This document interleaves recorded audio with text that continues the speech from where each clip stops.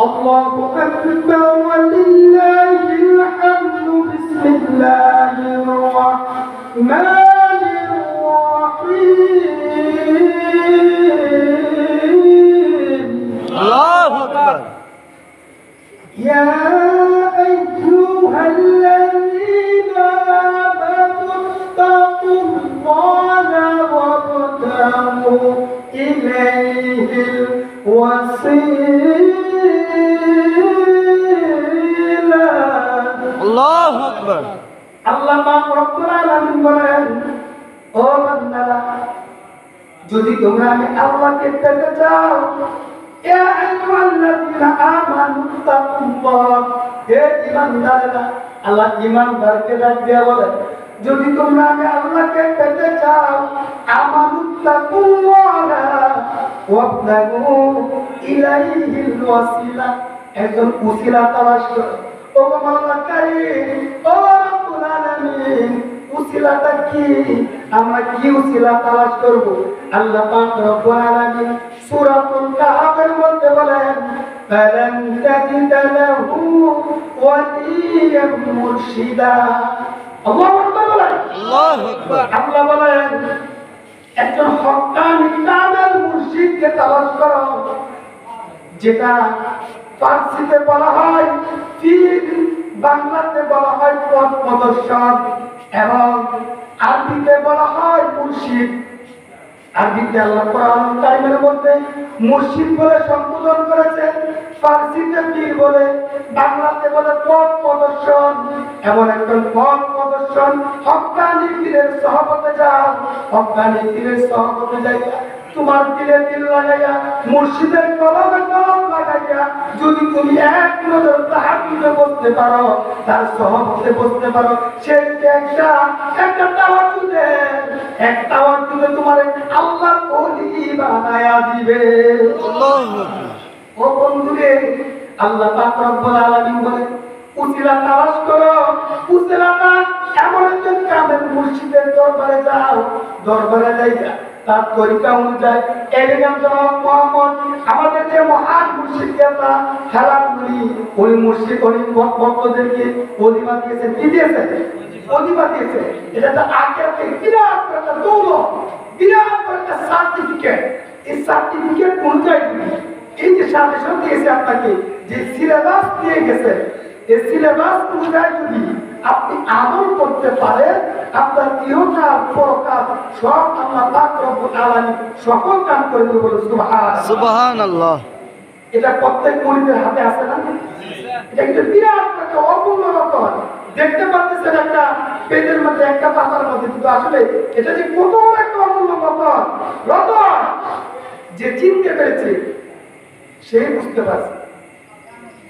এই জন্য এই যে অধিবাগুলো দিয়েছেন, এই অধিবাগুলো আপনারা নিয়ম মাফিক, নিয়ম মতো যদি করতে পারেন, তাহলে মহান মুর্শিদের সাথে আখিরাতে জান্নাতে দেখা হবে।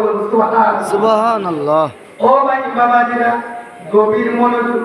আল্লাহ পাক রব্বুল আলামিন ওয়ালার মনের হুকুম করলেন কামেল পীর ও মুর্শিদ মুকাম্মেলের সহবতে যাওয়ার জন্য। আর এখন একদল দরজার মুরব্বি হয়ে গেছে, দরজার মুরব্বি হয়ে গেছে। আর বক্তা না, বক্তা নামের বক্তা, আলেম নামের জায়েদ, তারা আল্লাহ ওলিদের দরবার থেকে মানুষদেরকে কিভাবে ফিরানো নেওয়া যায়, এই পথটা, এই পথ সারাক্ষণ মাথার মধ্যে তাদের এই চিন্তা তারা কাজ করে। ও বন্ধুরা, আমরা যখন কোরআনুল কারীম হাতের মধ্যে নিয়ে খালি তালাশ করি, আর যত জায়গায় তাকাই, তত জায়গার মধ্যে নুরুন আলা নূর নবীর শান আর মান পাই। বলুন সুবহানাল্লাহ। আর এর তো পাই না, তার খালি নবীর শান মান গেলে কাজ করতে পারবো, এই চিন্তাটা তাদের মাথার মধ্যে আছে। এই চিন্তাটা তাদের মাথার মধ্যে সর্বক্ষণ কাজ করে। আর আজকে রাসূলগণ নবীর শান মান আত্মকে বাড়ানোর চেষ্টা করে। আরেকজন জন্য মনে হয়ে গেছে, আমরা তো শিরিকের বেদাতের ফতোয়া লাগায়, বলে আমরা নবীদের সম্মান দিতে দিতে দিতে দিতে আল্লাহ উপরে তুলেছে। বলে নাউজুবিল্লাহ। এই কথাটা বলে না সমাজে। এই আজকের এই পয়েন্টটা একটু গভীর মনোযোগ সহকারে এটা মনে রাখবেন। যারা বলে আমরা নবীজিকে সম্মান দিতে দিতে আল্লাহর উপরে তুলে রাখছি। প্রকৃতপক্ষে তারাই শিরক, তারাই মুরতাদ, তারাই প্রকৃতপক্ষে আল্লাহর সাথে শিরক করতেছে, বলে ঠিক কিনা? এখন কিভাবে করতেছে বুঝে নেন। আচ্ছা, এই যে মাইকটা, এই যে মাইকটা, আজকে মাইকের সাউন্ড সিস্টেম আলহামদুলিল্লাহ খুব সুন্দর, ভালো সাউন্ড সিস্টেম। এই যে মাইকের প্রশংসা করলাম, মাইকের যে লোক কাছে যদি থাকে বা বসা থাকে, ওই মাইকের লোক মনে মনে খুশি হয়ে বেড়া হইব, খুশি হইব। কারণ আমি কিন্তু মাইকের লোকের প্রশংসা করি নাই, মাইকের প্রশংসা করি না, প্রশংসা করেছি না মাইকের, মাইকের প্রশংসা করছি। অথচ মাইকম্যান যিনি, উনি খুব খুশি। কেন?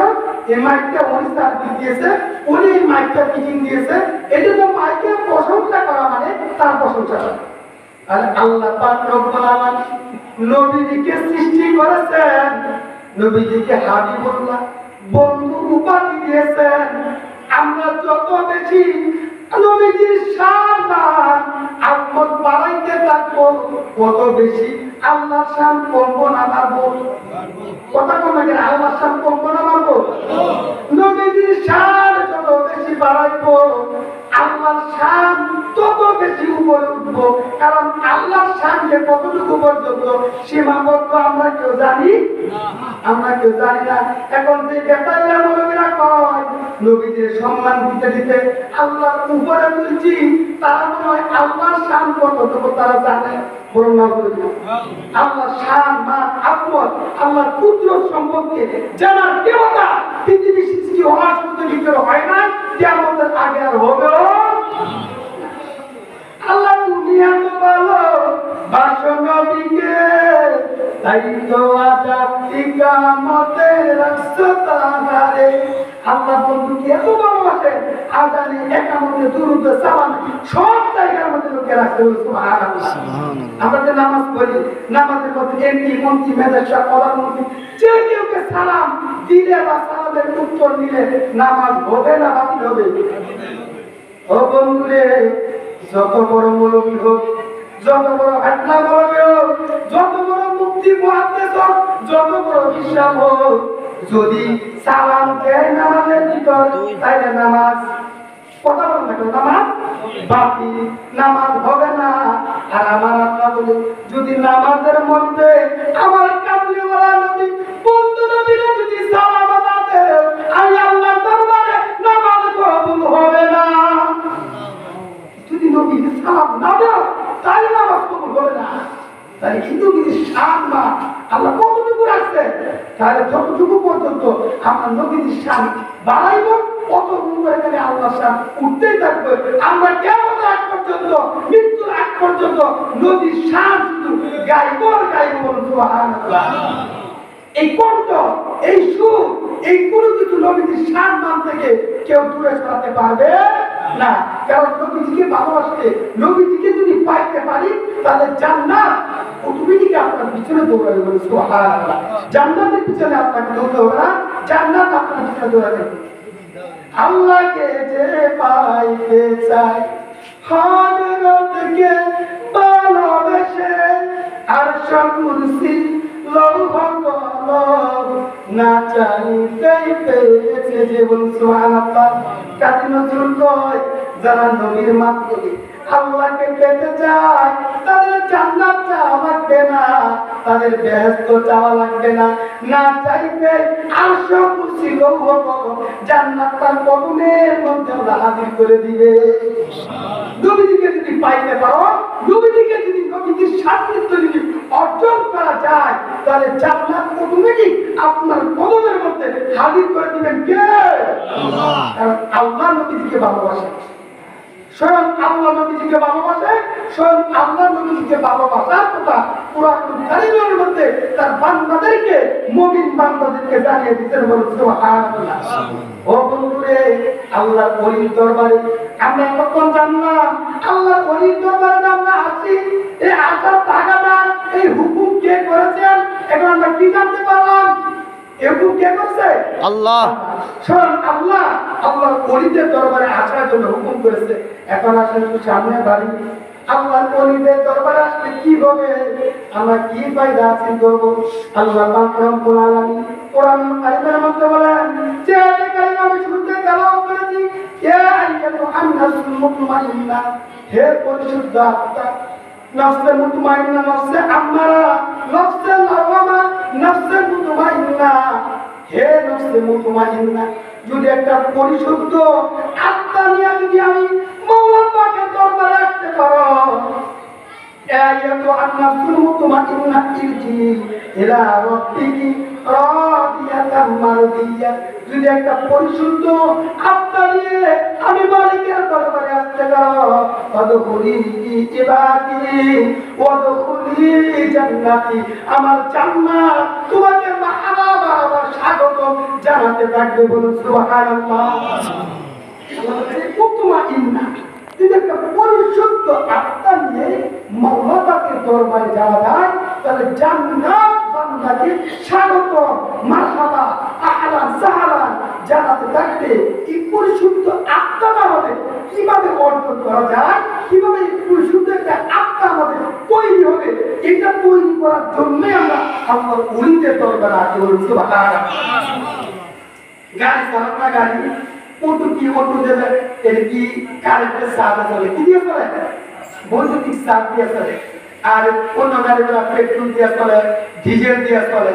তাহলে যদি আপনাদের গাড়ি চালাইতে চালাইতে হঠাৎ চার্জ চলে গেছে, এখন এই গাড়ি নিয়ে কোথায় যেতে হবে? গ্যারেজে চার্জ দেওয়ার জন্য। আর না হয় গাড়ি চলবে না। আর যদি আপনার ইঞ্জিনটা তো হয়, পেট্রোল ডিজেল হয়, তাহলে আপনাকে পাম্পে যেতে হবে। আর না হয় আপনার গাড়ি চলবে না। ও বন্ধুরে, আল্লাহ যখন বান্দাকে সৃষ্টি করেছেন, তখন বান্দাকে আদর করে, যতন করে, মায়া করে নিজ হাতে বান্দাকে সৃষ্টি করেছেন। একটা পরিশুদ্ধ একটা কলম দিয়েছে, আপনার দিয়েছে দুধের মতো সাদা। একটা গুনাহ যখন করে বান্দা, এই কলমের মধ্যে একটা কালো দাগ করে, আরেকটা গুনাহ করে, আরেকটা কালো দাগ করে, এইভাবে গুনাহ করতে করতে বান্দার অন্তরটা, কলমটা কালো দাগের বৃষ্টিতে আবরণ হয়ে যায়। তখন ভালো জিনিস তার ভালো লাগে না, তার কাছে কোরআন হাদিসের কোরআন ভালো লাগে না, আগামীর কোরআন ভালো লাগে না, নবীজির কোরআন ভালো লাগে না, তার অন্তরে স্থাপন হয় না। তার দিনটা মরে গিয়েছে, তার কলকটা মরে গিয়েছে, অন্ধকারে বৃষ্টি হয়ে গেছে। এই অন্ধকার বৃষ্টি কলকটাকে পরিষ্কার করার জন্য আল্লাহ পাক রব্বুল আলামিন কুরআন কারীমের মধ্যে বলে যে তোমরা আমি আল্লাহকে স্মরণ করো, আমি আল্লাহর জিকির করো। আমি আল্লাহ পাক রব্বুল আলামিনকে যখন স্মরণ করবে, আমি আল্লাহ পাকের জিকিরের কলমের মধ্যে যখন ধাক্কা দিবে, তখন এই কলম থেকে গুনাহগুলো ঝরে আবার এই কলমটা দুধের মতো সাদা হবে। এখন জিকিরগুলা কি নিয়মে করবে রে বান্দা, কিভাবে করবে, কোন পন্থায় করবে, কোন তরিকায় করবে, এটা সঠিক রিজাল্ট, সঠিক সাজেশন জানার জন্য তোমরা চলে যাও আল্লাহর ওলিদের দরবারে। বলুন সুবহানাল্লাহ। আল্লাহর ওলিদের দরবারে যাও, আল্লাহর ওলিদের সহবতে যাও। আল্লাহর ওলিদের সহবতে আল্লাহর ওলিগণ সেই মুরিদের দিকে হক্কানি আল্লাহর ওলিগণ, হক্কানি মুরিদগণ, হক্কানি আল্লাহর ওলিগণ মুরিদের কলবের দিকে তাকায়া থাকে। মুরিদের কলবের দিকে কতটুকু উন্নত হচ্ছে, মুরিদ কতটুকু শরীয়তের তরিকত হাকিকত মারেফতের জগতে কতটুকু আগাইছে, এটা জানার জন্য খোঁজখবর নেয়। আর বর্তমান জামানায় বন্ধকি বাই হয়ে গেছে, তারা তাকায় থাকে মুরিদের হাতের দিকে, মুরিদ নিয়ে আসছে। বলুন নাউজুবিল্লাহ। এমন কি রাস্তা নাই? 12 দলে ফিরাবে, কত দলে? 12 দলে ফিরাবে। 12 দলে ফিরাবের মধ্যে একটা দল হক আর বাকি একটা দল কি বাকি। এই যে হক্কানি ফির আপনাকে ভালোভাবে শনাক্ত করতে হবে। হক্কানি দরকারে যদি আসেন, আরেকজন হক্কানি ফিরকে আপনি চিনতে পারবেন। আল্লাহ পাক